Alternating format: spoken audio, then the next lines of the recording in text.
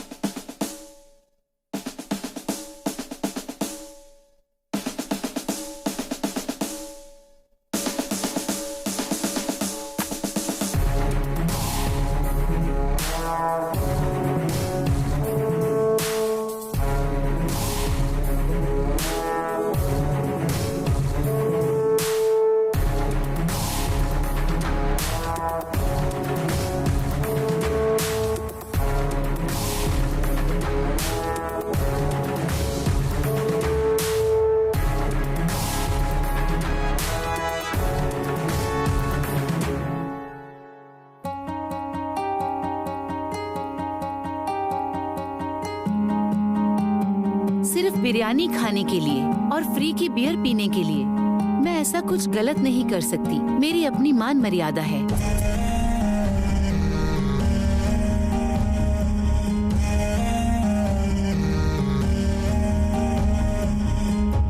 पूरे कर्नाटक में इलेक्शन में हमारे आदमियों को टिकट दो। सीएम हमारा बनना चाहिए। समझ गए ना तुम? हर एक एरिया में जाकर 100-100 करोड़ बांटो। जितना कर सकते हो पैसा खर्च करो, फिर देखना हमारी पार्टी ही जीतेगी। मैडम, कुर्सी संभालना इतना आसान काम नहीं है।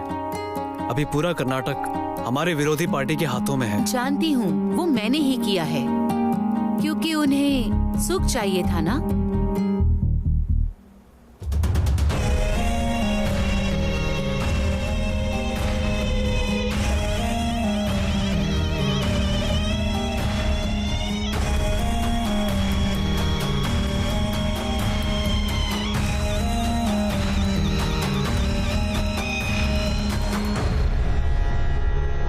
हाँ, मैं हूँ ना उसके लिए, वो चाहे हॉल में रहे या कमरे में रहे। जय कामदेव।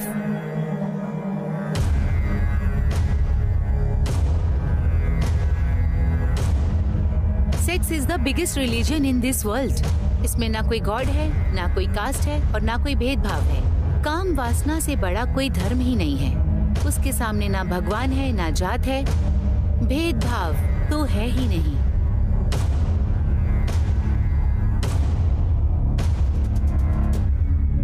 काम तो एक सुंदर कविता है।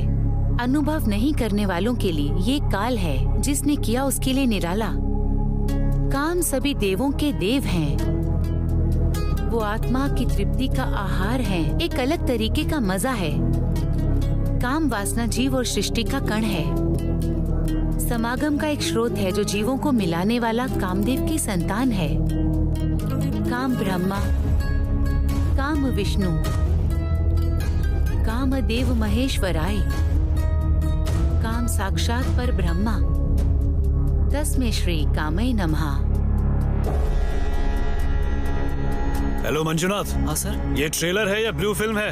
किस हरामखोर ने बनाया है इसे? इसके लिए मैं सर्टिफिकेट नहीं दे सकता। ದೇವರು ಎಲ್ರಿಗೂ ಅದೃಷ್ಟನ ಮಚ್ಚಲಿಟ್ಟಿದ್ರೆ ನನ್ನ ಗಡ್ಡದಲ್ಲಿ ಇಟ್ಟವನೇ.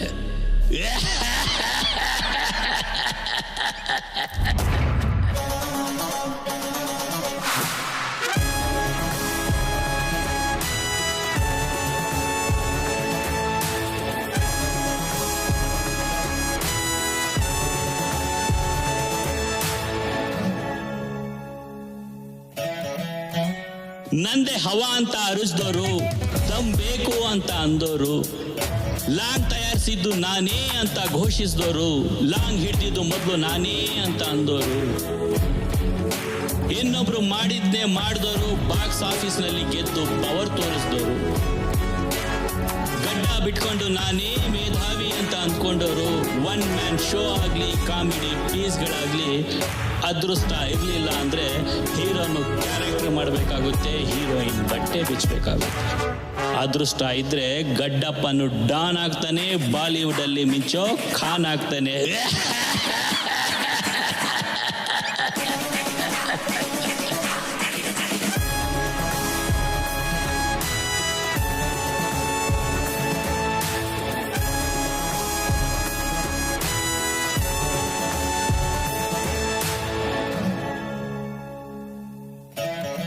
ಕೆಟ್ಟ ಕತೆ ಬರ್ಕೊಂಡು ದೊಡ್ಡ ಸ್ಟಾರ್ ಹಾಕೊಂಡು ಸಿನಿಮಾ ಅಂದ್ರೆ ಗಿಮಿಕ್ಕು, ನಂದೇ ಸೂಪರ್ ಟ್ರಿಕ್ಕು ಅಂತ ಹೇಳ್ಕೊಂಡ ಖಾಲಿ ತಲೆ ಡೈರೆಕ್ಟರ್ಗಳು.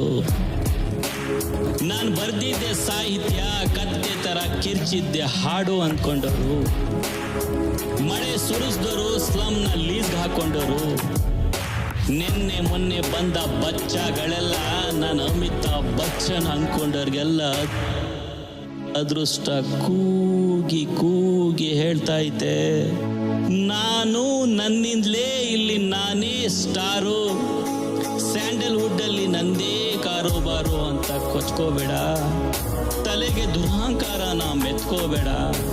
ನಾನಿದ್ರೆ ನೀನು ನಾಯಕ, ಇಲ್ಲ ಅಂದ್ರೆ ರೋಡಲ್ಲಿ ಅಲಿಯೋ.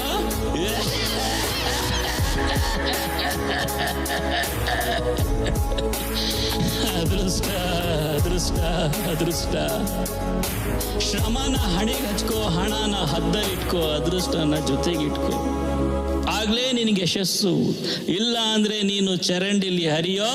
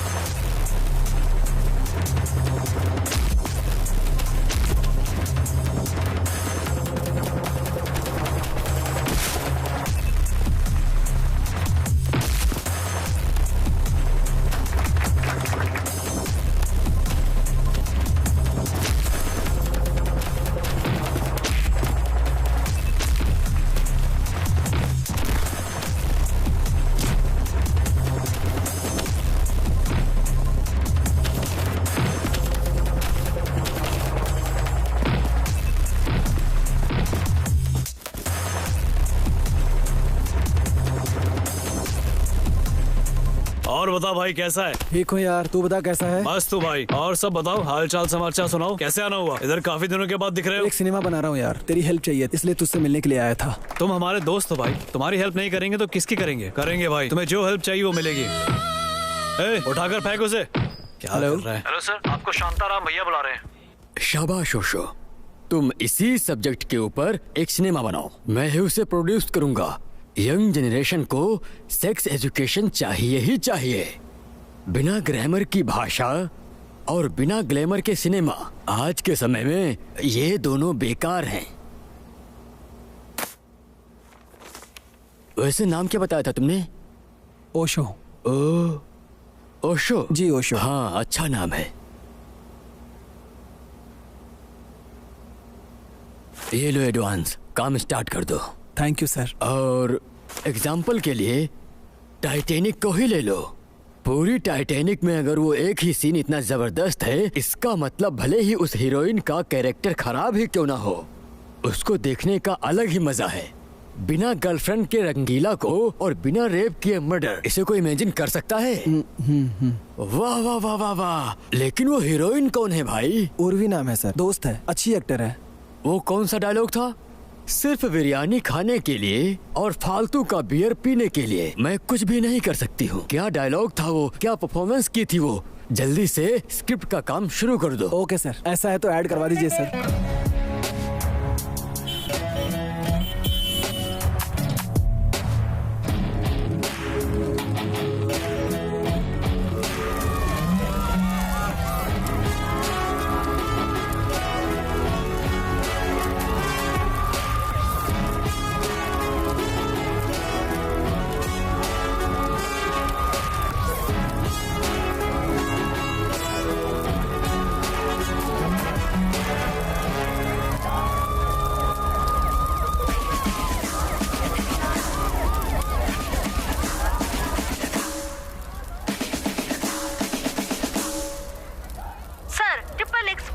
शिवलिंग का पोस्टर है, इसका क्या मतलब है sir? Sir please.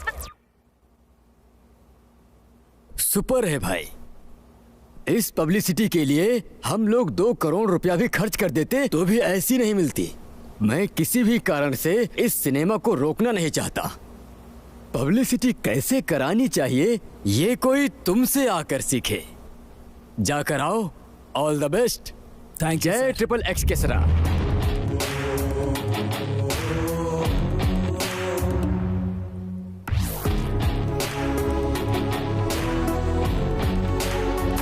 Sir, triple x film में शिवलिंग का पोस्टर है, इसका क्या मतलब है सर? हिंदू धर्म की भावना को ठेस पहुंचाने के लिए क्या मतलब है? हिंदुओं को कई संगठन बेहद उग्र होकर तोड़फोड़ कर रहे हैं। इस्लाम के धर्मावलंबी भी इस प्रदर्शन में बढ़ चढ़कर भाग ले रहे हैं। आपका क्या कहना है सर इसके लिए? जनता सफाई मांग रही है, आपकी मनमानी नहीं चलेगी। हिंदू धर्मावलंबियों का कहना है कि आपने उनके भगवान का अपमान किया है, इस सिनेमा को बैन करने की मांग कर रहे हैं। मैं हिंदू नहीं हूँ। आपका नाम जानकर तो पहली में पढ़ने वाला बच्चा भी बता देगा कि आप धर्मावलंबी हैं। सिर्फ ओशो नाम रख लेने से मैं हिंदू नहीं हो जाता। मेरा नाम ओशो हो, ईशा हो, रॉबर्ट हो, रहीम हो, भारत में रहने वाले सब हिंदू हैं। जिसे हिंदू कहते हैं वो एक संस्कृति है, इसका कोई नाम नहीं था। ये युगों से चलता आ रहा है। मैं एक सनातनी हूँ, मैंने वेद उपनिषद का अध्ययन किया है। भगवान निराकारी है, भगवान का कोई रूप रंग आकार वगैरह कुछ नहीं होता है, समझे आप? इसलिए जो मैंने पोस्टर डिजाइन किया है वो किसी धर्म से नहीं मिलता है, वो सिर्फ मेरी एक इमेजिनेशन है। आप लोग सच में अगर वेद उपनिषद पढ़ते तो ये सवाल नहीं करते और ना ही लोग ऐसे फालतू में भड़कते। पहले जाकर वेद उपनिषद को पढ़ो और धर्म को समझो। इसलिए ये जो दंगे हो रहे हैं ना, वो आप लोग कर रहे हैं, मैं नहीं।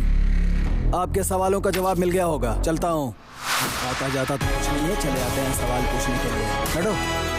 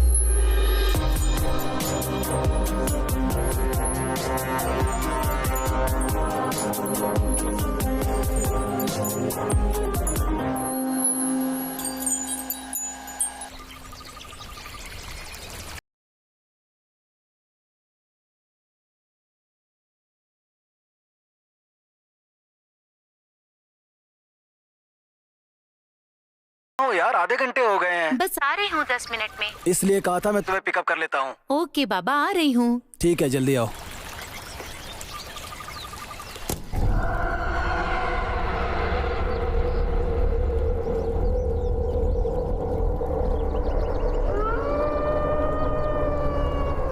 ओशो। गुरुजी।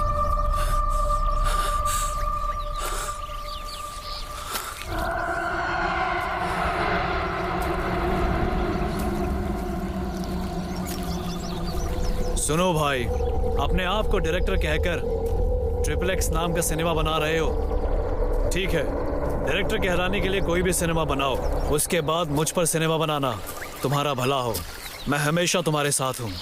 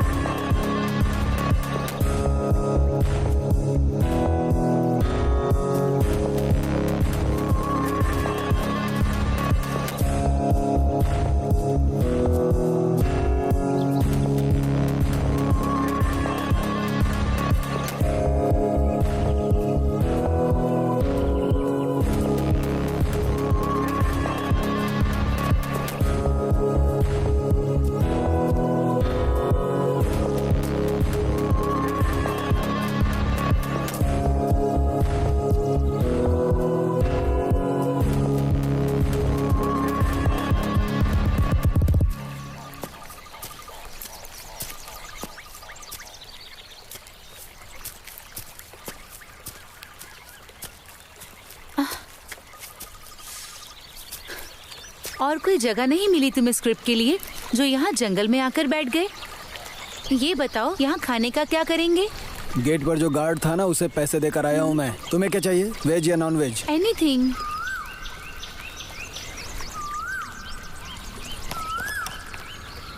रमना, बोलिए सर। 2 चिकन बिरयानी, 2 राइस, जहाँ बैठते हैं ना वहीं लेकर आ जाना। ठीक है सर। अपने लिए भी कुछ ले लेना तुम। ठीक है सर। सुनो, चलो घूम कर आते हैं। अभी तुम्हें आए 5 मिनट नहीं हुआ और तुम्हें भूख लगने लगी। तुमने इतनी जल्दी बुलाया, मैं कुछ खाकर ही नहीं आई। हाँ ठीक है, खाना आते ही टूट पड़ना उस पे। अरे कोई भैंस थोड़ी हूँ मैं। आदमी है तो क्या, भैंस है तो क्या, भूख लगने के बाद सब खाने पर टूट पड़ते हैं। अरे भाई, दारू तो अपनी चल रही है। क्या कर रहा है? सही से भरना उसमें। अरे चल बांट। अरे पत्ते डालना, परेशान क्यों रहा तू? हाँ चल बांट।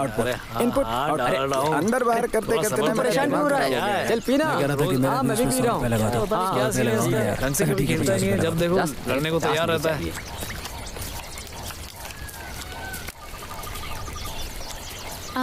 ये क्या कर रहे हैं? अंदर बाहर। वो तो मुझे भी पता है, तो पूछ क्यों रही हो? सुनो, मुझे रचिता और नंदिता देख लो। पसंद है। ये मैंने तुम्हें कभी कहा क्या?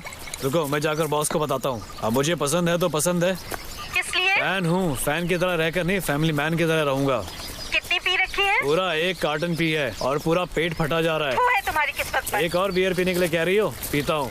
यहाँ कोई बार है क्या? यहाँ पुलिस नहीं आती क्या? आती है ना। तो फिर? आती है, मगर 2000 का पिंक पेपर लेके चली जाती है। ये तो गलत है। गलत क्या है? पुलिस के भी बाल बच्चे होते हैं, उनकी भी लाइफ होती है, उन्हें भी लग्जरियस घर की चाहत होती है। कार, उनके बच्चे कॉन्वेंट स्कूल में पढ़ना चाहते हैं, शानदार वीकेंड चाहिए, उनकी भी उम्मीदें होती हैं। समाज में ही सब जीने वाले हैं ना, वो लोग जंगली थोड़ी हैं। जितनी सैलरी उनकी है ना, उतने में महीने भर का राशन भी नहीं आता है, पगार 1 हफ्ते भी नहीं चलती है। अगर घूस नहीं लेंगे तो उनका घर कैसे चलेगा? सरकार अगर उन्हें खुद रहने के लिए अच्छा घर दे, उनके बच्चों को पढ़ने के लिए कॉन्वेंट स्कूल में भेजे, इतनी सैलरी दे कि घर आसानी से चले, नौकरी को ईमानदारी से करे बिना किसी स्वार्थ के, जो फाइन लगता है वो सरकार को दे, गलती से भी 1 रुपया घूस मत लें, ईमानदारी से अपनी सैलरी पर ड्यूटी करें, ऐसा कानून बन जाने दो। सिर्फ पुलिस ही नहीं, कोई भी सरकारी स्टाफ 1 रुपया घूस लिए बिना ईमानदारी से ड्यूटी करेगा। बेवजह पुलिस को गाली देने से क्या फायदा होता है? ओह, तो अब मैं संविधान भी लिख दूं? हाँ बोलो रमन्ना। सर मैं खाना लेकर आ गया हूँ। ठीक है, वहीं रख दो, हम आ रहे हैं। सर जल्दी खा लीजिए नहीं तो खाना ठंडा हो जाएगा। हाँ ठीक है, हम लोग आ जाएंगे। ओके चलो। सर। ओके।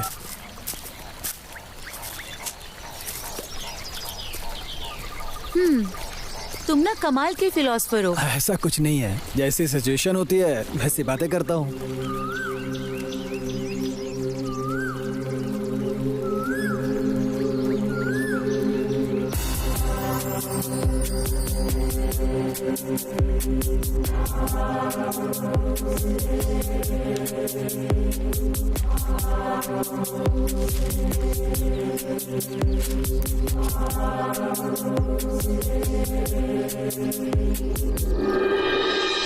ये बताओ, इस नॉनवेज के बारे में तुम्हारा क्या ख्याल है? मतलब हमें खाना चाहिए या नहीं? तुम्हें पसंद है ना, हाँ। तो खाओ ना। तुम्हें अगर पसंद नहीं है तो तुम सादा खाना भी खा सकती हो। नॉनवेज खाना ही है, ऐसा कोई रूल थोड़े ना है। हम किसी जीव को मार रहे हैं, मूर्खता है। हाँ, ये लेग पीस पकड़ो।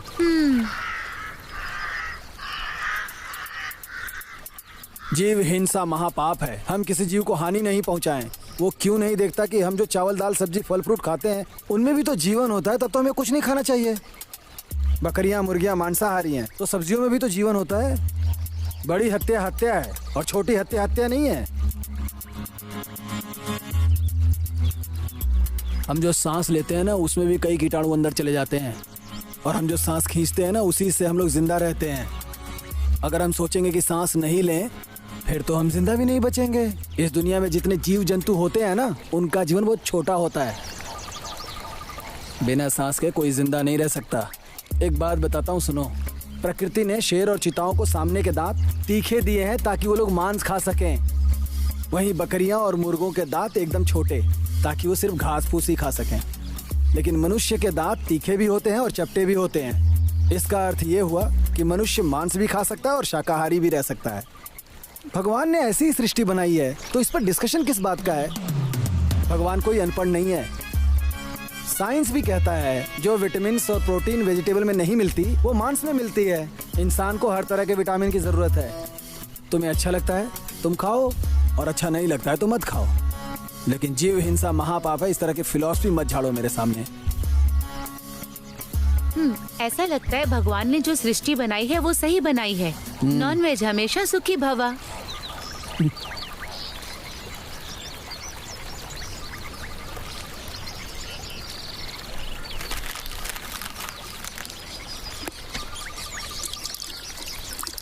मुझे अब थोड़ी सी नींद आ रही है, क्या मैं यहाँ सो जाऊँ?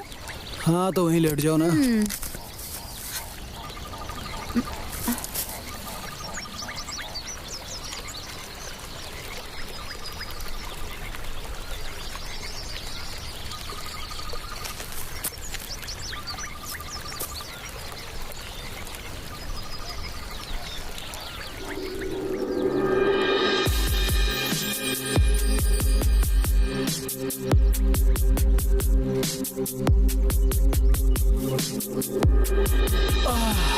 ओशो, सूरज गुस्सा होकर लाल हो गया है, उठ जाओ। उठो ना, देखो सूरज गुस्सा होकर लाल हो गया है। अरे तो रहने दो ना, चंद्रमा आके उसे ठंडा कर देगा।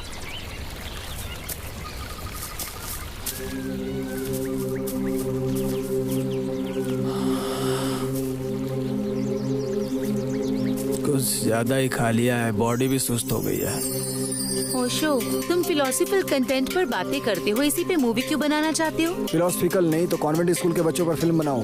कर्नाटक के लोग बहुत समझदार हैं, इसीलिए मणि रत्नम ने अपनी पहली फिल्म कन्नड़ में बनाई थी। हाँ वो तो सही है। कर्नाटक के लोगों को सिनेमा बनाने के लिए बोल दो ना, तो हॉलीवुड को भी पीछे छोड़ देंगे।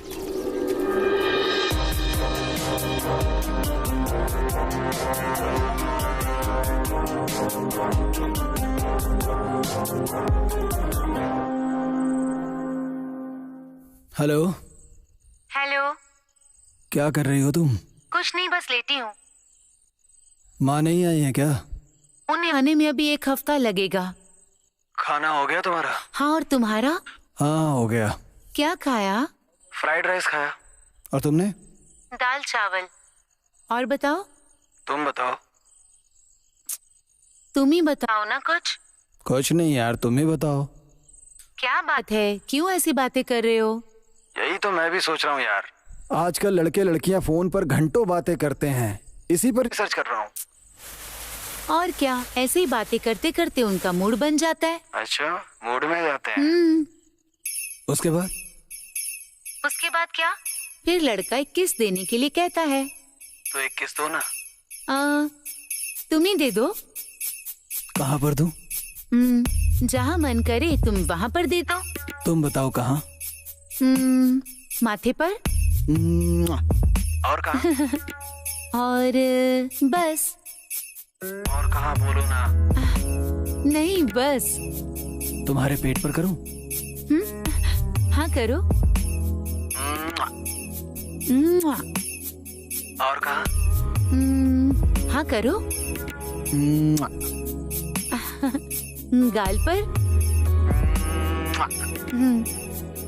अब बस। बताओ ना कहाँ करूं? अब नहीं बस। नहीं प्लीज। तो जहाँ करना है वहाँ पर करो। जहाँ मन करे वहाँ कर दूं? फील हुआ? I love you. I love you too. बस ऐसे ही लड़का लड़की घंटों बातें करते हैं। बाप रे, हमेशा दिमाग में सेक्स लिए घूमते हैं इंडियंस। टाइम वेस्ट करने से अच्छा है उसी टाइम में मेहनत करो, पढ़ाई करो, जिंदगी में आगे बढ़ो। करेक्ट यार, हमारी जनरेशन ना बस सेक्स, क्रिकेट, शराब इसी जाल में फंस कर रह गई है। ओशो, मैंने 1 हफ्ते की छुट्टी ली है, तो हम स्क्रिप्ट रेडी कर लेंगे। ठीक है, love you baby, good night. Okay यार, लव यू, गुड नाइट।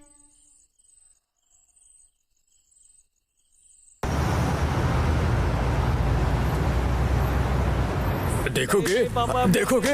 हाँ, देखोगे? हाँ, देखोगे? हाँ, अगली बार देखोगे? गाड़ी रोको सर। करोगे ऐसी हरकत? हाँ, बताओ, बताओ। हाँ, देखोगे? अरे सर छोड़िए इसे, भला बच्चे को कोई ऐसे मारता है? चलो तुम स्कूल जाओ। क्या हुआ सर, ऐसे क्यों मार रहे? और नहीं तो क्या करूं सर, ये रात में सनी लियोन का वीडियो देखता था। सर, सनी लियोनी के बारे में उसे कैसे पता चला? आपने ही सनी लियोनी को देखा होगा और रख दिया होगा। वो गेम खेलने गया और उसने देख लिया होगा। हाँ सर, लेकिन उसे नहीं देखना चाहिए था ना। बच्चे गलती करें तो उसे मारना नहीं चाहिए, उन्हें समझाना चाहिए क्या सही है क्या गलत है। मारने से वो ठीक हो जाएगा क्या? उसने इसे देखा, इसका मुझे कोई दुख नहीं है सर। ये सब हमारे जमाने में क्यों नहीं था, इस बात का दुख है मुझे। उन्हें इस बात की चिंता नहीं थी कि उनके बेटे ने ब्लू फिल्म देखी, चिंता ये थी कि उनके जमाने में क्यों नहीं था। हाँ ओशो, ये डिस्कशन खत्म होने के बाद ना कल से डांस क्लास ज्वाइन कर लो। किस लिए? अब किसी को हीरो बनने के लिए 6 फुट 5 इंच की उसकी हाइट हो या फिर उसका सीना चौड़ा हो, ऐसा होना तो जरूरी नहीं है। आप गोल मटोल नारियल की शक्ल वाले भी हीरो बन सकते हैं। और उन सबसे बढ़िया अपने आप को देखो तुम हो ना। हीरो बनने के लिए अच्छी बॉडी और दाढ़ी की जरूरत नहीं है, लक होना चाहिए। अक्षय कुमार ने कहा है ना कि मुझसे भी ज्यादा एक्टिंग करने वाले, एक्शन करने वाले स्टूडियो के सामने हजारों खड़े रहते हैं, पर बताओ क्या उन सबको चांस मिल पाता है? वो अपनी पूरी जिंदगी बिता देते हैं। उनकी जितनी योग्यता भी मुझ में नहीं है, पर और मैं एक स्टार बनकर उभर रहा हूँ, तो ये चमत्कार नहीं है तो और क्या है। आप जाओ और कल से डांस सीखो। स्वीटहार्ट, जिसको सिनेमा कहते हैं वो एक बहुत बड़ी इंडस्ट्री बन चुकी है। करोड़ों का इन्वेस्टमेंट होता है, लाखों का प्रॉफिट होता है। Online app, satellite, Hindi dubbing, इन सब से पैसे आते हैं। इसीलिए कन्नड़ में साल में 150 फिल्में बनती हैं और उसमें जो अच्छा सिनेमा होता है ना, वो गिन के 5 हैं। वो भी अगर आपकी किस्मत अच्छी हुई तो, वो भी स्टारडम के नाम पर। अच्छी स्क्रिप्ट तो मिलती ही नहीं है आजकल। ऐसे ही नए नए लड़के हीरो बन के आते हैं। कन्नड़ इंडस्ट्री का बहुत बुरा हाल है। तुम्हारे पास जो कंटेंट है ना, अगर किसी अच्छे हीरो को लेकर मूवी बनाओगे तो क्या प्रॉब्लम है।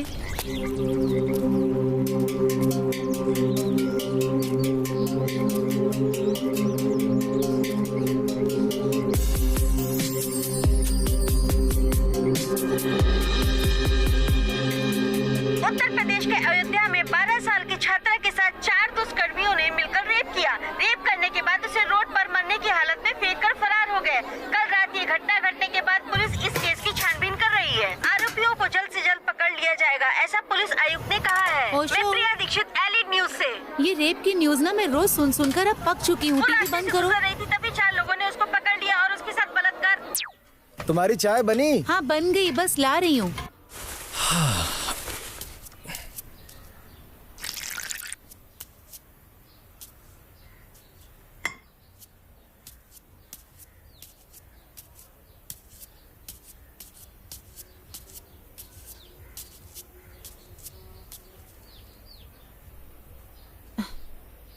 ओशो, इन रेपिस्ट के बारे में तुम्हारा क्या कहना है? कहना क्या है, जिसने किया उसका मजा, दूसरे के लिए सजा। यही तो होता है ना हमारे इंडिया में। इस तरह रेप करने वाले हरामखोरों को ना बीच चौराहे पर फांसी देनी चाहिए और टीवी में लाइव भी दिखाना चाहिए। 10 लोगों के साथ ऐसा कर दो, किसी हरामखोर की हिम्मत नहीं होगी दोबारा इस तरह रेप करने की। नॉनसेंस। कानून का मजाक बना रखा है। संविधान से डर लगने लगे, ऐसा कानून होना चाहिए।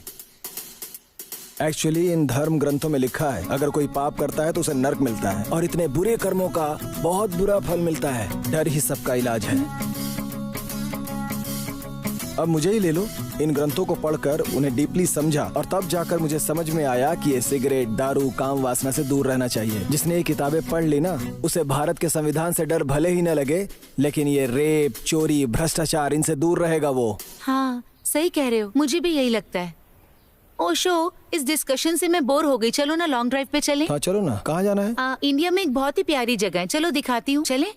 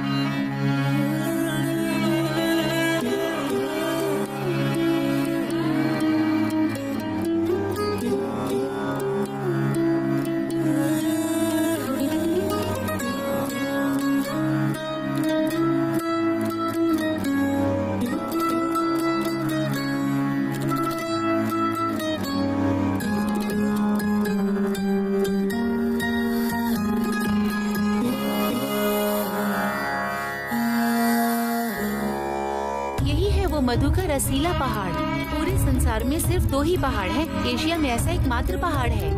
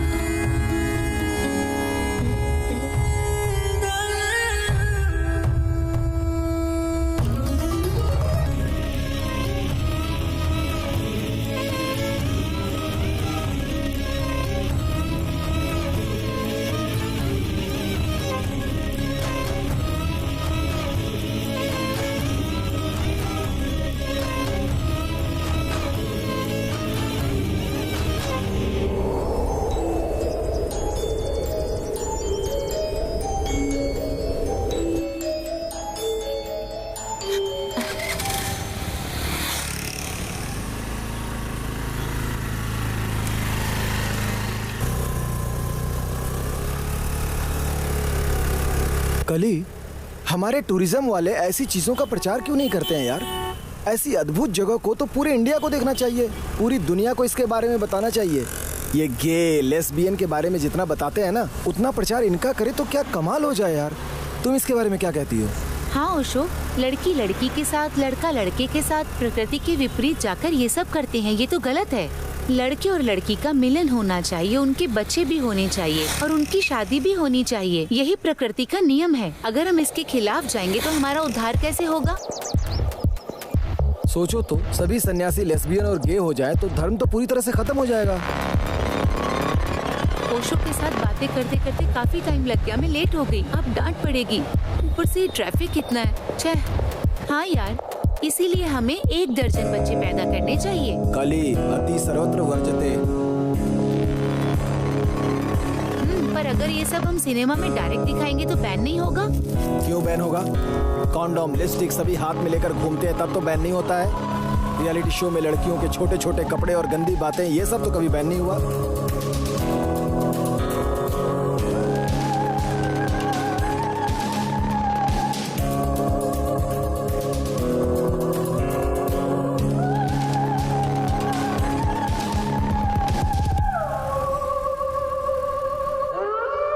इंटरवल में ऐसा सीन रखें तो कैसा रहेगा? अच्छा ट्विस्ट रहेगा।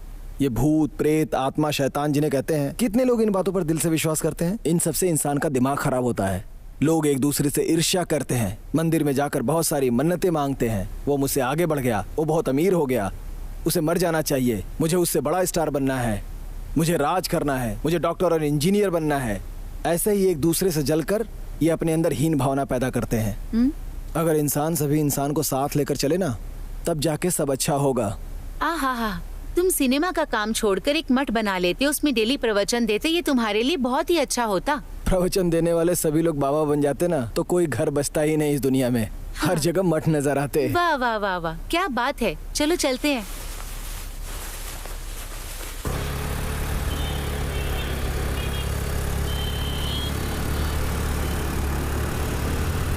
ओशो जरा रुको ना, नारियल क्या पानी भैया, पी लेते हैं। आप तो मेरी बात पे क्यों नाराज हो रहे हो? समझो ना मेरी बात को। पहले ब्याज दो फिर बात करना। भैया 2 नारियल पानी देना। हाँ भैया, देता हूँ। मैंने अभी अभी घर का सारा सामान गिरवी रख दिया है। क्या कहा तुमने? मैं कोशिश कर रहा हूँ 1 हफ्ते में दे दूंगा। कहा? 1 हफ्ते और तक? कहाँ से लाऊं पैसे? थोड़ा टाइम दीजिए ना। सही से बताओ। नहीं भाई, अब तो आप ज्यादा टॉर्चर कर रहे हो। लेने के समय ये नारियल लीजिए मैडम। हाँ, 1 मिनट। मैं कोशिश करूंगा आपको 15 दिन में दे दूं। अरे 15 दिन के बाद? हेलो हेलो, ए मामा पैसे देना।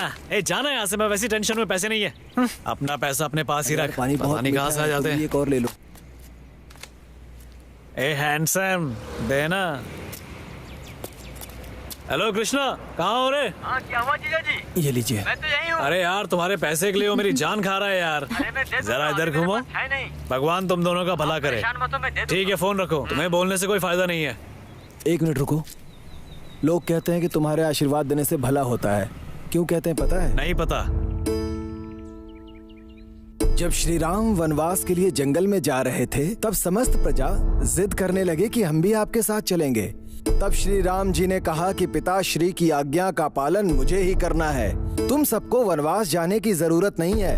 तब प्रजा ने कहा, भगवान जब आपको ही सुख संतोष नहीं रहेगा तो हमें भी ये नहीं चाहिए।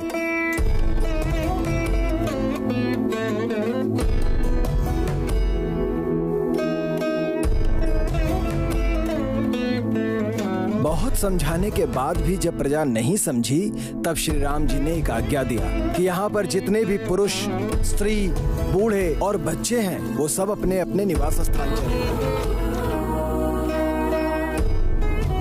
पूरी प्रजा अपने में ही एक दूसरे से बातें करने लगी। सबके चेहरे पे दुख दर्द दिखने लगा। तभी एक बूढ़ा इंसान हाथ जोड़कर बोला, जो शिव जी चाहेंगे वही होगा। प्रभु आप वनवास होकर आइए, हम लोग चले जाते हैं। प्रभु की आज्ञा का जनता कभी उल्लंघन नहीं कर सकती है। और सभी अपने घर चले आए।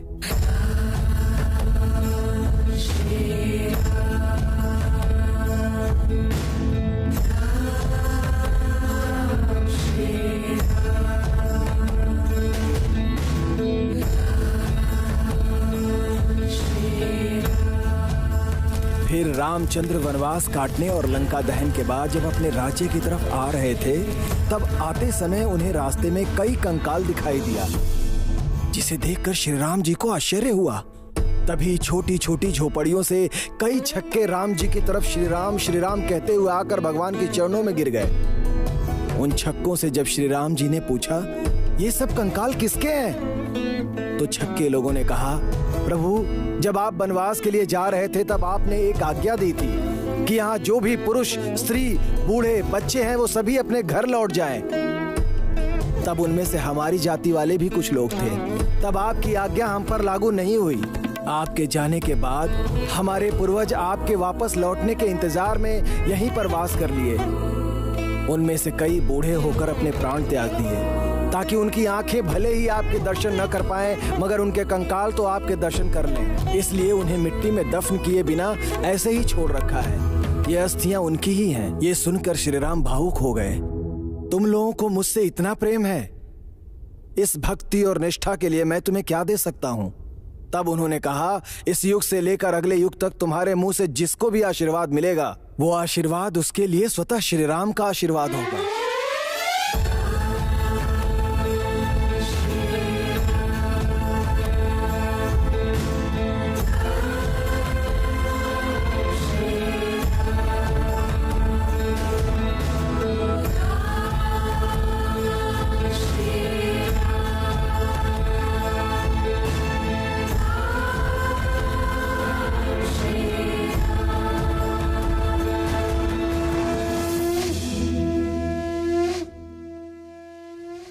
सर, ये कहानी कितनी सच है कितनी झूठ मुझे नहीं पता। मेरे आशीर्वाद को स्वतः श्री राम के आशीर्वाद बोलकर आपने मुझे इतना सम्मान दिया है, इतना ही मेरे लिए काफ़ी है सर। इस दुनिया में जब तक प्रलय ना आ जाए तब तक हम किन्नर बनकर ही जीना चाहेंगे सर। भगवान आप दोनों की मनोकामना पूरी करे।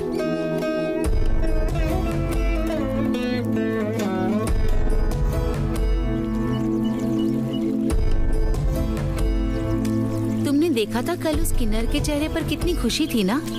कली, हर जीव को उसके कद के अनुसार अगर उसे इज्जत मिले ना तो वो इस जमीन पर स्वर्ग की तरह जिएगा। जरा सोचो, अगर ऐसा हो जाए तो कितना अच्छा होगा। हर औरत को इज्जत मिले तो कितना गर्व महसूस करेगी। एक औरत सुबह उठकर झाड़ू पोछा से शुरुआत करती है, फिर बाल बच्चे संभालते हुए पति के लिए टिफिन तैयार करती है, बच्चों को स्कूल भेजती है, फिर वापस आकर कपड़े धोती है, फिर खाना बनाती है, फिर बच्चों को वापस स्कूल लाती है, शाम के समय खाना, चाय, बल्कि हर काम करती है। और रात को जब सोने का वक्त होता है तो उसका पति उसके साथ, बाप रे, ग्रेट है वो। हम जैसे मर्दों को 1 महीने उनका काम करने को दे दो फिर देखो समझ में आ जाएगा औरत होना कितना मुश्किल है। वाह ओशो, तुम जितना औरतों के बारे में सोचते हो, अगर हर मर्द उतना सोचे ना तो ये सारा संसार सुखमय हो जाए।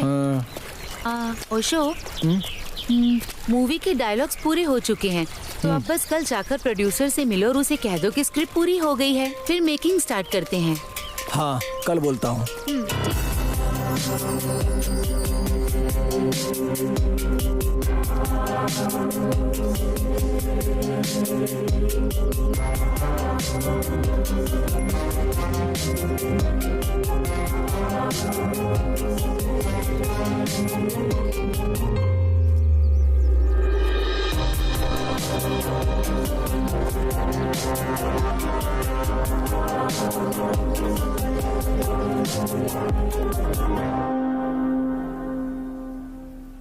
हाँ, बोलो भाई। सर, स्क्रिप्ट पूरी हो गई है, आप शूटिंग कर सकते हैं। स्क्रिप्ट कैसी है? जबरदस्त है ना? हाँ सर, बहुत अच्छी है। एक काम करो, उस ट्रेलर में जो एक्ट की है उस हीरोइन का नाम क्या है? उर्वी सर। हाँ, उसी लड़की को फिक्स कर लो। ठीक है सर। उसका परफॉर्मेंस बहुत अच्छा है। दूसरी लड़की ढूंढने में टाइम वेस्ट मत करो, उसे जाकर बुला लो, एग्रीमेंट बना लेते। ठीक है सर। आंटी उर्वी, अंदर आओ बेटा। अब उर्वी नहीं रही बेटा, तुम्हारा ट्रेलर आते ही 2 दिन बाद उसके एक्सीडेंट में मौत हो गई।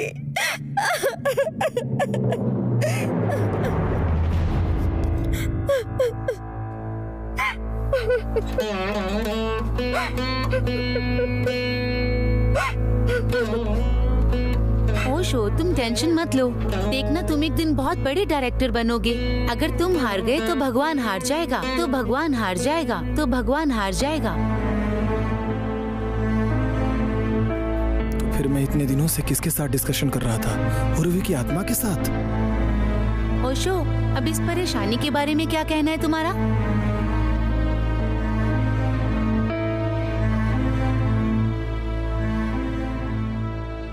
मरने तक कोशिश करते रहो, मरने तक कोशिश करते रहो, ऐसा कहा जाता है ना। इसीलिए मिट्टी में मिलने तक कोशिश करते रहना चाहिए। कम से कम तुम खुश तो हो ना। Come on, be supportive, supportive, supportive.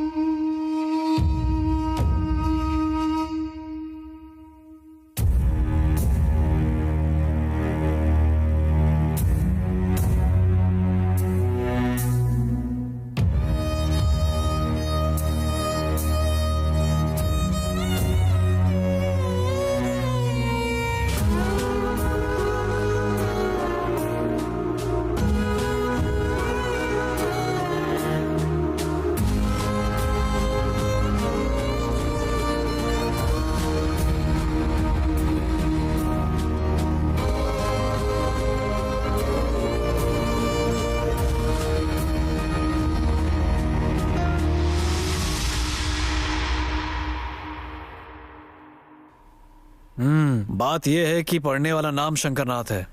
पूरे देश का उद्धार होगा, इस टाइप का सिनेमा है। देखो भाई, अगर तुम शंकर भाई को यहीं मरने के लिए कह दोगे तो मैं यहीं मर जाऊंगा। शंकर भाई का ऑटो राजा फिल्म से इंस्पायर होकर मैंने ऑटो चलाया और आज देखो मैं प्रोड्यूसर बन गया हूँ। ऐसे सिनेमा से इस देश का कोई उद्धार नहीं होगा। मेरा अच्छे से उद्धार हो जाए, ऐसी कहानी लेकर आओ, तब जाकर फिल्म बनाएंगे। भैया आपका फोन आया है। हेलो। हाँ, उस डेट का क्या हुआ जी? हाँ, उसे रेडी करके जल्दी से बताइए। हाँ ठीक है, मैं देखकर बताता हूँ तुम्हें। ठीक है, अब जाइए। ठीक है सर। हीरो का डेट ले लो, मैं ही सिनेमा बनाऊंगा। हाँ रुको भाई, आ रहा हूँ मैं भी। ये सभी हीरोइनें ऐसी ही होती हैं।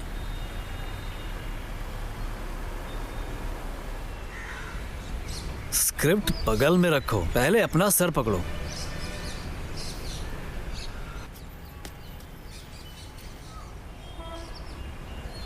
क्या हुआ, ऐसे क्यों बैठे हो? फिर वही पुरानी कहानी। कंटेंट बढ़िया रखो, फाइटिंग सीन रखो, सेक्स को कोई महत्व नहीं देगा, बाबा लोग नाराज हो जाएंगे, रोमांटिक फिल्म बनाओ। सारे प्रोड्यूसर तो यही सब कह रहे हैं। उन्हें सूट बूट पहनकर आने वाला डायरेक्टर चाहिए, भले ही वो सूट बूट पहनकर झाड़ू लगाता हो। थू। ओशो, दुखी मत हो तुम। देखना, एक दिन तुम एक बहुत ही बड़े डायरेक्टर बनोगे। अगर तुम हार गए तो भगवान हार जाएगा। तो ज्यादा मत सोचो, कोशिश करते रहो।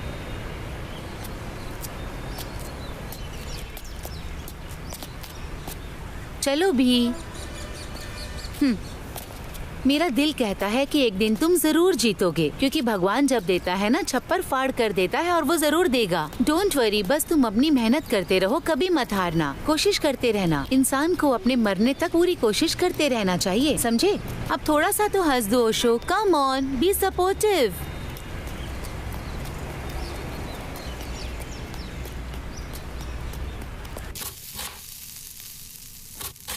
और कितने दिन, उस पर कितने दिन भरोसा कर कर रहोगी?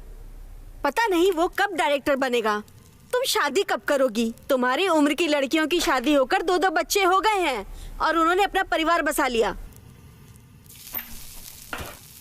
पापा के गुजर जाने के बाद 10 एकड़ कॉफी की जो खेती है उसको संभालने के बजाय तुम सॉफ्ट इंजीनियर बनने के सपना देख रही थी ना? सुन रही हो कि नहीं तुम? हाँ माँ, मैं सुन रही हूँ। तो फिर तुम्हारी सांसें क्यों थम गई हैं? सुनो माँ, आपकी जनरेशन में कोई प्रॉब्लम है क्या? पहले आपको अपने बच्चों की चिंता होती है, पर जब वो बच्चा कुछ अच्छा करता है आप रास्ते में आ जाते हैं। ओशो एक दिन एक बड़ा डायरेक्टर जरूर बनेगा। बनेगा। अगर बड़ा डायरेक्टर नहीं भी बन सका तो क्या हो गया? अपनी जिंदगी को चलाने के लिए तो वो मेहनत कर रहा है। वो मेरे साथ रहे, मेरे लिए इतना काफी है। मैं इसी में खुश हूँ। माँ, क्या मैं आपसे एक बात कहूँ? अगर हम खुश होकर एक झोपड़ी में रहे ना तो वो हमारे लिए ताजमहल है, और अगर ताजमहल होने के बाद भी हम खुश नहीं तो क्या फायदा। आप चिंता ना करो, मैं उसके साथ बहुत खुश हूँ माँ। आजकल के बच्चे ऐसे ही होते हैं, कुछ भी कहो तो सुनते ही नहीं है। क्या हो गया, मुंह क्यों लटका है? हाँ, फिर से वही टॉपिक यार। मेरी माँ बस यही कहती रहती है कि शादी कर लो, कब तक उसका वेट करोगी। ठीक ही तो बोल रही है वो, कब तक मेरी राह देखोगी तुम? ओशो, क्या तुम्हें पता है कि आजकल के लड़के लड़कियों की ना यही प्रॉब्लम है। एक लड़का किसी लड़की को देखकर उससे प्यार करता है, और अगर आगे चलकर उस लड़की का एक्सीडेंट में पैर टूट जाता है तो क्या रिश्ता खत्म हो जाएगा? तुम ही बताओ, कुछ तो एसिड डालकर लड़की का चेहरा तक जला देते हैं। पर तुम्हें पता है मैं क्या सोचती हूँ? जो एंड तक साथ निभाए ना वही सच्चा प्यार होता है। और ये मेरा मानना है। लड़की किसी को पसंद करे, चाहे वो बिजनेसमैन हो या भिखारी हो या वो कोई काम ना करता हो, लड़की एक बार अपने मन में उसका साथ देने का सोच लेती है, और यही उसका सच्चा प्यार होता है। ओशो, अगर तुम डायरेक्टर नहीं बन पाए तो भी कोई बात नहीं, पर मेरे पति बनोगे। मैं जानती हूँ एक दिन सब कुछ अच्छा होगा, तो प्लीज दोबारा मुझसे इस तरह की बात ना करना। Super dialogue. सभी लड़कियां अगर तुम्हारी तरह सोचने लग जाएं तो पूरे जगत का कल्याण हो जाए। लड़कियां लड़के को गले लगाकर कहें कि तुम ऐसे हो, तुम वैसे हो, तुम बड़े मुकाम तक पहुंचोगे, तुम्हारे साथ हूं मैं, हर वक्त वो उसे हिम्मत दे, फिर तो लड़के जो चाहे वो हासिल कर लें। एक औरत की शक्ति ऐसी ही होती है। एक औरत अगर ठान ले तो पूरी दुनिया बदल सकती है। उसे कृष्ण और यीशु की जरूरत नहीं होती है। अगर औरत अपने पति को ये समझाए ना कि अगर माँ बाप की सेवा नहीं करोगे तो मेरे बिस्तर पर मैं तुम्हें रात को सोने नहीं दूंगी, तो पति अपने माँ बाप का ख्याल रखना शुरू कर देगा। औरत अगर चाहे तो पूरी दुनिया का रुख बदल सकती है। वैसे अगर तुम भी चाहो तो पूरी दुनिया का रुख बदल सकती हो। भगवान ने तुम्हें स्पेशल बनाकर इस धरती पर भेजा है मेरे लिए। जब भी तुम्हें देखता हूँ तो बस एक कविता याद आने लगती है। क्या है जिस वक्त भगवान खुश हुए थे उसी क्षण उन्होंने एक आकृति बनाई। उन्होंने पहले उसकी आंखें बनाई, फिर अपने अंदर का सौंदर्य उसमें डाल दिया, और ये सब डालकर उन्होंने जिसको बनाया वही तुम हो।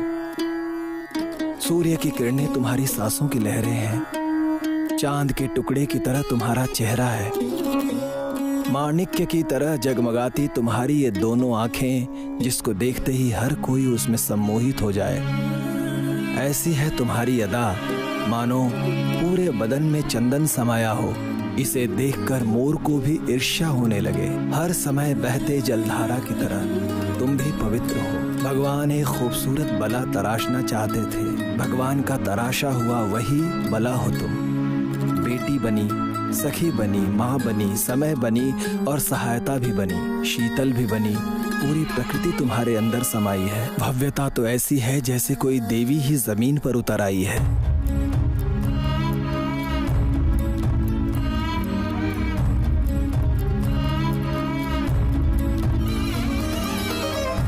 मैं तुम्हारा दर्शन पाकर धन्य हो गया हूँ। जन्म लेकर इस धरती पर आई हो, शायद मैंने कोई पुण्य किया था, इसलिए ही तुम मुझे मिल पाई हो। तुम्हें पाकर मैं धन्य हो गया हूँ। तुम्हें पाकर मैं धन्य हो गया हूँ। मैं धन्य हो गया हूँ। मैं धन्य हो गया हूँ। ओशो, तुम्हारे विचार सुन के मजा आ जाता है। अच्छा बताओ, कल का क्या प्रोग्राम है हमारा? कल एक फाइट के लिए हाँ कर दिया है। थोड़ा खर्चा पानी मिल जाएगा ना? ठीक है, तुम उसे पूरा करो और कल फिर किसी प्रोड्यूसर को ढूंढते हैं। Okay boss.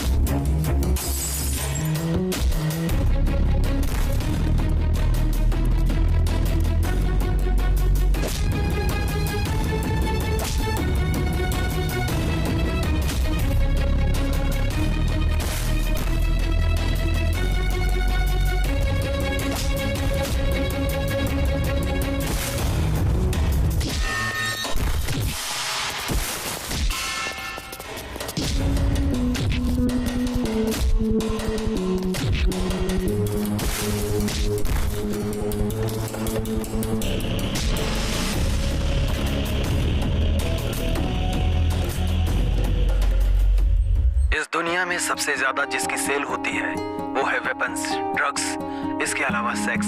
इसमें पकड़े जाने का किसी को डर नहीं होता और सेक्स करना किसी जीव से छूटा भी नहीं है। काम ही कैलाश है।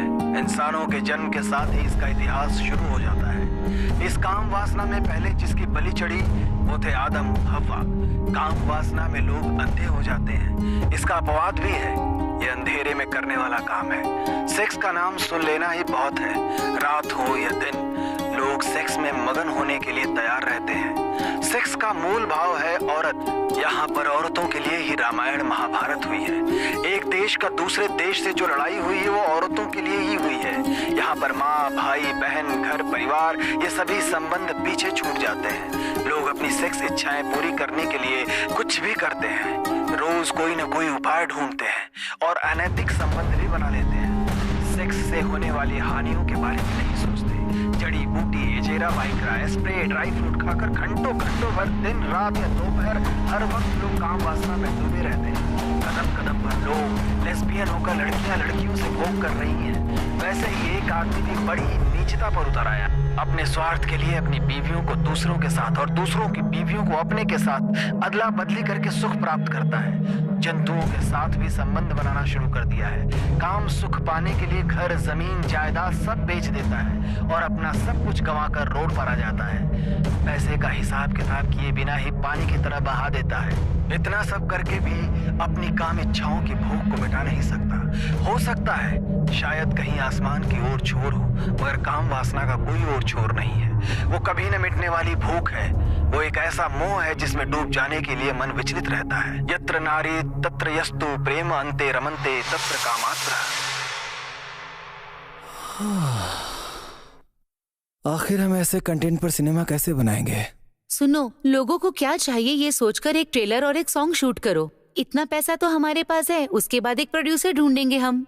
ऐसा है तो हम कल से ही रिहर्सल करना शुरू करते हैं। इस दुनिया में दूसरों का हक मारकर जीने वाले और बिना इच्छा के बच्चे पैदा करने वाले बहुत लोग मिल जाएंगे जो अपना मन मारकर अपनी मर्यादा में जीते हैं। वो पहली रात में ही भोग के भंगी बन जाते हैं। वैसे ही जो अपने मन रूपी मंदिर से काम वासना के गुलाम बन जाते हैं, वो अंधेरे से सुबह के उजाले में आने की बजाय उसी अंधकार के समाज में जीते हैं और वहीं उनकी मौत हो जाती है। क्या मैं इसी जीवन के लिए पैदा हुआ हूँ? भोग के लिए, रोग के लिए, धर्म के लिए या मरने और जीने के लिए? Got it. अरे यार, ऐसे वर्कआउट नहीं होगा यार।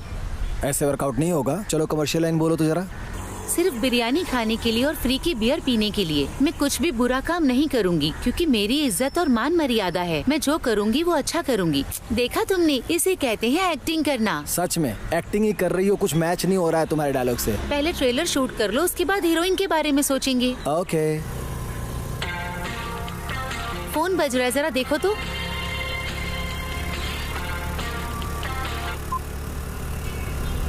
फोन कट क्यों किया तुमने? अरे यार, ये कॉमेडी डायरेक्टर है, साहित्य के बारे में कुछ नहीं पता और डिस्कस करने के लिए बुला रहा है। जैसे मिस्त्री ईंट पर ईंट रखकर दीवार बनाता है ना, वैसे ही हमारे कुछ डायरेक्टर हैं जो शॉर्ट जोड़कर सोचते हैं सिनेमा बना दिया है। इनमें और लेबर का काम करने वाले में कोई फर्क नहीं है। कहीं से रीमेक राइट लाते हैं, नहीं तो कोई घिसी पिटी कहानी लेकर सिनेमा बनाते हैं।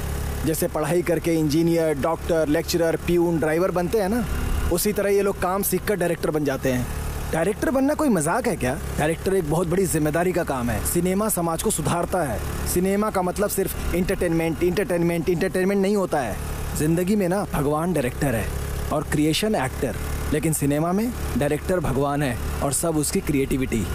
और नहीं तो क्या यार, सिनेमा का तो मतलब ही यही होता है, एंटरटेनमेंट और एक्साइटमेंट। सिनेमा भी ना एक अद्भुत ही दुनिया है यार। उसकी ताकत, उसकी शोहरत। अरे यार, शोहरत नहीं होता है, शोहरत होता है। वाह रे वाह।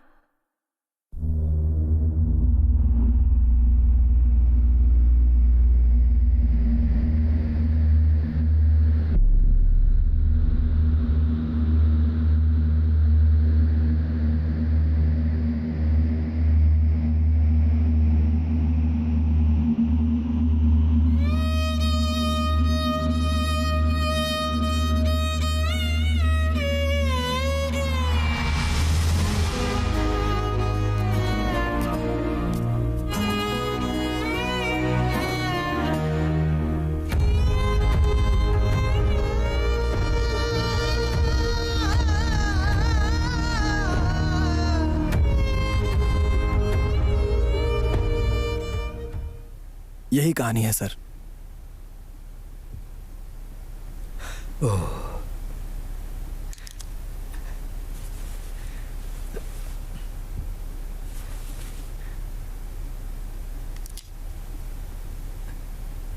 वेल, स्क्रिप्ट तुमने बहुत ही अच्छी बनाई है।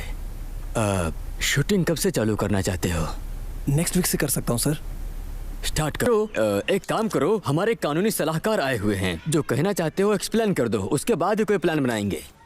सर, हमारे देश में अगर 100% वोटिंग करानी है ना, तो जो वोट नहीं डालता उन्हें सरकार से कोई भी सहूलियत नहीं दी जाए। इस तरह का एक कानून बनाने की बहुत सख्त जरूरत है सर।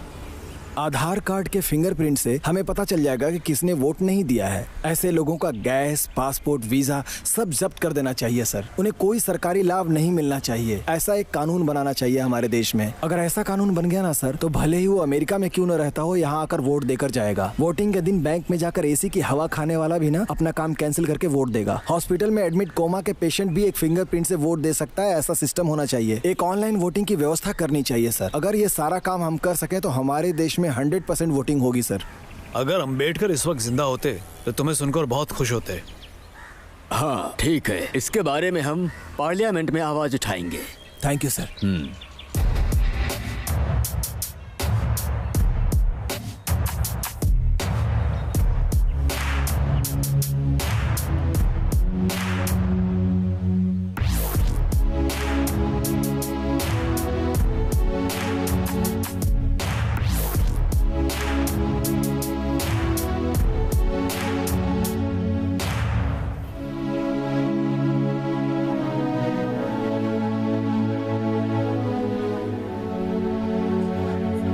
उपचुनाव में 67% जो वोटिंग होती थी, वो इस साल कानून में सुधार होने के कारण लोग सुबह 5 बजे से ही जमा हुए हैं। जिसने पिछली बार वोट नहीं किया था, उन परिवारों को सब्सिडी में जो गैस, राशन, जो भी सरकारी सुविधाएं मिल रही थी, वो मिलनी बंद हो गई थी। अब कोई भले ही अमेरिका में काम क्यों ना करता हो, वो वीजा और पासपोर्ट जब्त होने के डर से कई स्टूडेंट और प्रोफेशनल अपना काम छोड़कर इस बार की वोटिंग में हिस्सा लेने के लिए आए हुए हैं। और पिछली बार जिसने वोट नहीं किया था, उस फखरुद्दीन खान के परिवार को जमीन का रजिस्ट्रेशन कराने के साथ और मूल रूप से जो पानी बिजली मिलनी चाहिए, ये सब भी सरकार ने देने से मना कर दिया है। इस बार की सरकार के इतने कड़क नियम से डरकर फखरुद्दीन खान की पत्नी फयाजुल निशा और उनके बच्चे बूढ़े आज सुबह 7 बजे से ही मत देने के लिए लाइन में खड़े। ओशो, तुम्हें पता है भारत के इतिहास में फर्स्ट टाइम 100% वोटिंग हुई है। इस तरह का कानून बनने लगा ना, तो हमारे देश में हर वक्त नया नया कुछ होगा।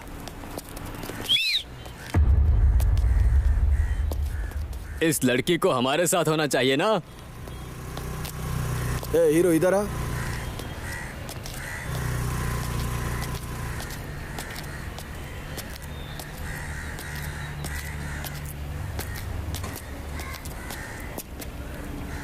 क्या बोला? इस लड़की को हमारे साथ होना चाहिए ना।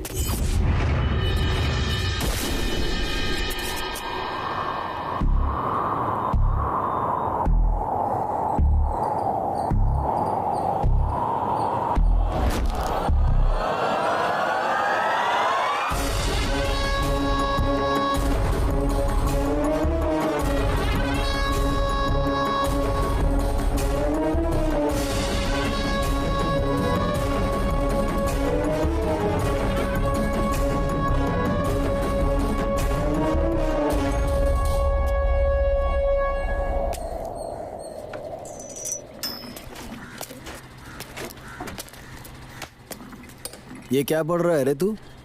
सर, शंकरनाथ के बारे में पढ़ रहा हूँ। ये तो बहुत ही कमाल की स्क्रिप्ट है सर।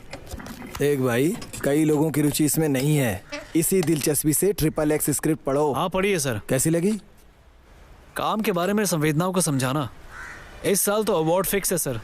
काम वासनों को रैप में परिवर्तित करके संबोधित करने वाली XXX पिक्चर इस साल के सबसे बेहतरीन सिनेमा के रूप में उभर कर आ रही है। पिछले हफ्ते प्रशस्ति स्वीकार करने वाले ओशो से उसके बारे में जानते हैं। जब मैं 8वीं क्लास में था तब से मैंने कहानियां और घटनाएं लिखना शुरू कर दिया।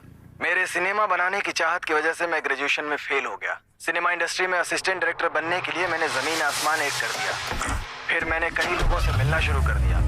जितेश, प्रभाकर उपेंद्र, सुनील कुमार देसाई, नेहरू वेदु से लेकर अपरंजित सीरियल के सुकुमार तक, नागेश कुमार, शिल्पा श्रीनिवास, शेष भाई, प्रमोद चक्रवर्ती। इनकी कृपा से आखिर में मुझे एक असिस्टेंट डायरेक्टर का काम मिला। जिसने चांस दिया वो AR बाबू सर है। एक ही सिनेमा ने मुझे स्क्रिप्ट से लेकर स्क्रीन तक सब कुछ सिखाया। फिर भी मुझे डायरेक्टर बनने में 21 साल लग गए। इन 21 वर्षों में मैंने कई परेशानियां झेली।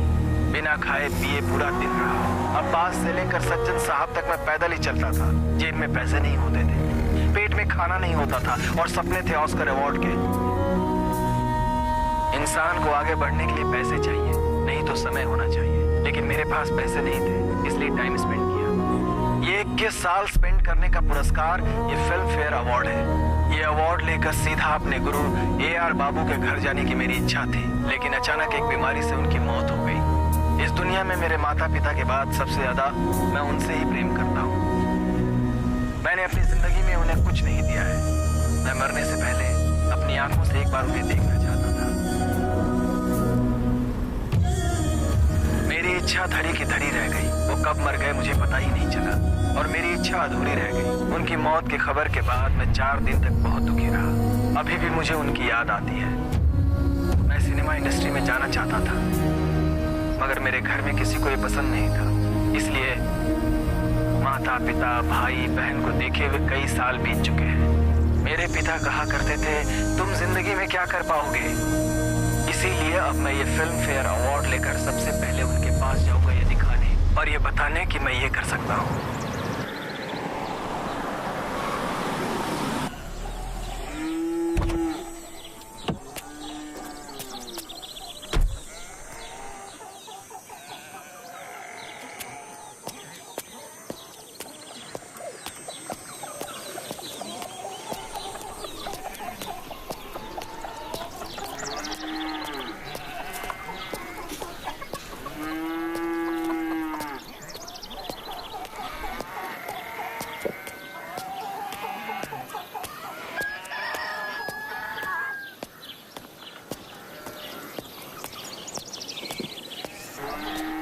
अरे रंगा, मेरे माँ बाप कहाँ गए हैं? घर में ताला क्यों लगा हुआ है? अरे तेरे माँ बाप को मरे हुए कई दिन हो चुके हैं। ना तुम्हारा एड्रेस था ना फोन नंबर। अब आए हो हालचाल जानने के लिए।